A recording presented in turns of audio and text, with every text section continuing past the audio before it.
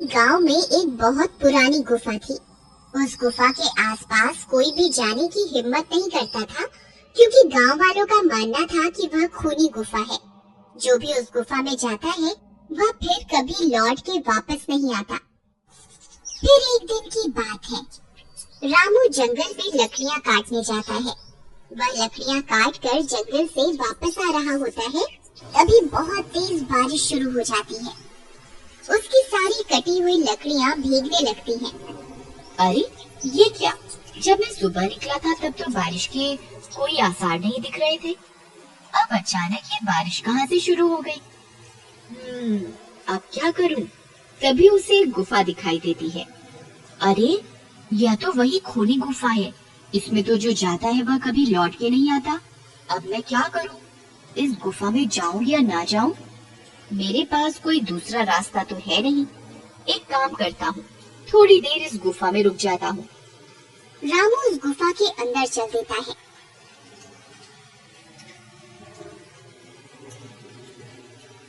अंदर जाने पर उसे डरावनी आवाजें सुनाई देती हैं।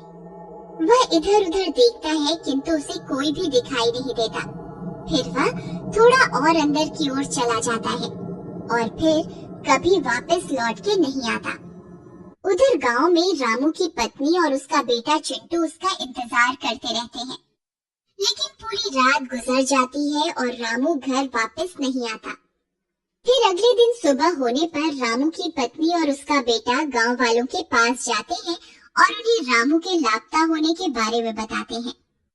अरे भैया, मेरे पति कल जंगल गए थे लकड़ियां काटने, परंतु वे घर वापस लौट के नहीं आए। कोई मेरी मदद करो उन्हें ढूंढने में। अरे बहन यशोदा, मैंने रामू को कल जंगल में देखा था। वह लकड़ियां काट कर घर की ओर आ रहा था। तभी तेज बारिश होने लगी और वह उस बारिश से बचने के लिए उस खूनी गुफा में चला गया। तुम तो जानती ही हो, वह खूनी गुफा है। उस गुफा के अंदर जो भी जाता है वह कभी वापस लौट के नहीं आता है। हे भगवान, अब मेरे पति का क्या होगा? शामू भैया, आप हमारी मदद कीजिए। आप कुछ गांव वालों को अपने साथ लेकर उस गुफा में जाइए। क्या पता आपको मेरे पति और बाकी गांव वाले जिंदा मिल जाएं। नहीं नहीं बहन, हम वहां मरने के लिए नहीं जाएंगे। सब बोलते हैं उस गुफा में एक चुड़ैल है, जो भी उस गुफा में जाता है वह उसे कच्चा खा जाती है। नहीं नहीं, हमें माफ करो, हम तुम्हारी कोई मदद नहीं कर सकते। फिर यशोदा और उसका बेटा हताश होकर वापस अपने घर की ओर चल देते हैं। अपनी माँ को परेशान देख चिंटू अपनी माँ को बोलता है, माँ, तुम परेशान मत हो, मैं बाबा को वापस घर लेकर आऊंगा। अरे बेटा, जब पूरे गांव वाले मिलकर उस गुफा में जाने की हिम्मत नहीं जुटा पा रहे तो तुम क्या कर लोगे? कोई बात नहीं बेटा, भगवान तुम्हारे बाबा की रक्षा करेंगे। जाओ, बहुत रात हो गई है, तुम अब सो जाओ। चिंटू रात भर सो नहीं पाता और वह अपने बाबा के बारे में सोचता रहता है। फिर वह फैसला करता है कि वह अपने बाबा और बाकी गांव वालों को जरूर उस खूनी गुफा से वापस ला कर रहेगा। यही सोचकर वह आधी रात को जंगल की ओर चल देता है। जंगल का रास्ता बहुत डरावना होता है। चिंटू को बहुत डरावनी डरावनी आवाजें सुनाई देती हैं, लेकिन वह बिना घबराए उस गुफा की ओर चलता जाता है। कुछ ही देर में वह उस गुफा में पहुंच जाता है। गुफा में पहुंचकर उसे वहां कोई भी गांव वाला दिखाई नहीं देता, सिर्फ डरावनी आवाजें ही सुनाई देती हैं। फिर वह हिम्मत जुटाकर गुफा में और अंदर की ओर जाता है। तभी अचानक उसके सामने एक चुड़ैल आ जाती है।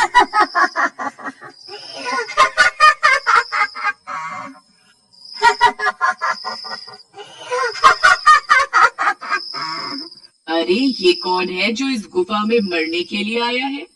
चिंटू उस चुड़ैल को देखकर हक्का बक्का रह जाता है। डर के मारे वह कांपने लगता है। उस चुड़ैल को देखकर चिंटू की हालत खराब हो जाती है, लेकिन वह भागता नहीं है और अपनी जगह पर डटा रहता है। चुड़ैल उसे बहुत डराने की कोशिश करती है, लेकिन वह अपनी जगह पर डटा रहता है। अरे, ये तो छोटा बच्चा है, ये तो मेरे किसी काम का नहीं है। इसे यहाँ से कैसे भगाऊं? ये तो मेरा सारा काम चौपट करवा देगा। दूसरी तरफ चिंटू को घर में ना पाकर यशोदा घबरा जाती है। हे भगवान, अब चिंटू आधी रात को कहाँ चला गया? कहीं वह अपने बाबा को छुड़ाने उस खूनी गुफा की ओर तो नहीं चला गया।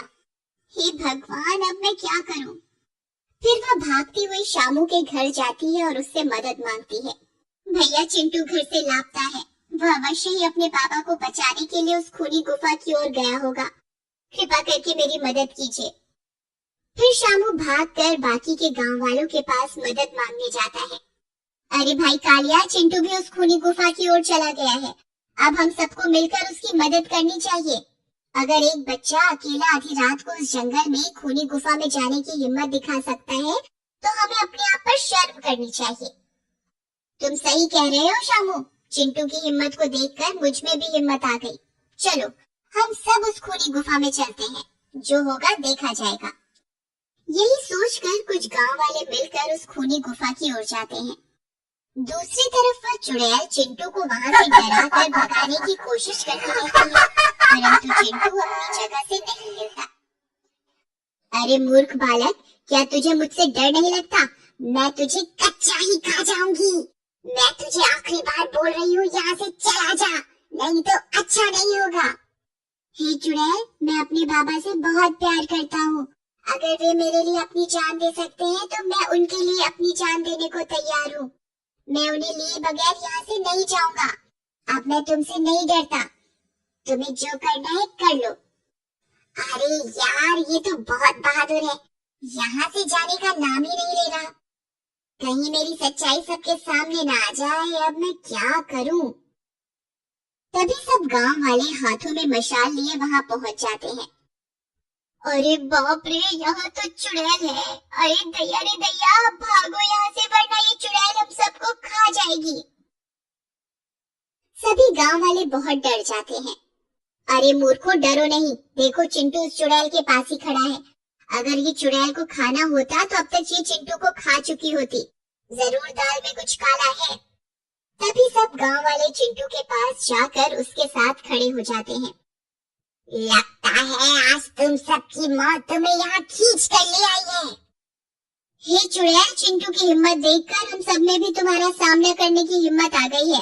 अब हम तुमसे नहीं डरते। तभी सब गांव वाले हाथों में मशाल लिए चुड़ैल की तरफ बढ़ते हैं।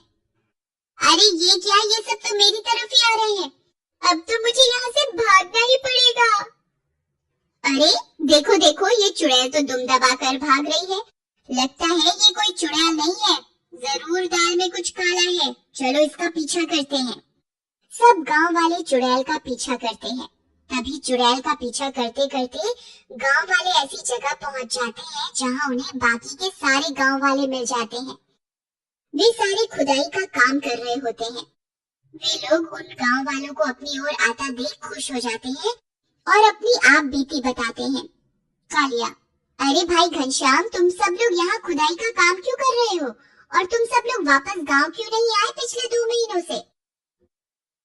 अरे क्या बताए भाई कालिया, ये औरत ने चुड़ैल बनकर हमें जबरदस्ती यहाँ कैद करके रखा हुआ था और खजाने के लालच में हमसे दिन रात यहाँ खुदाई करवाती रहती थी।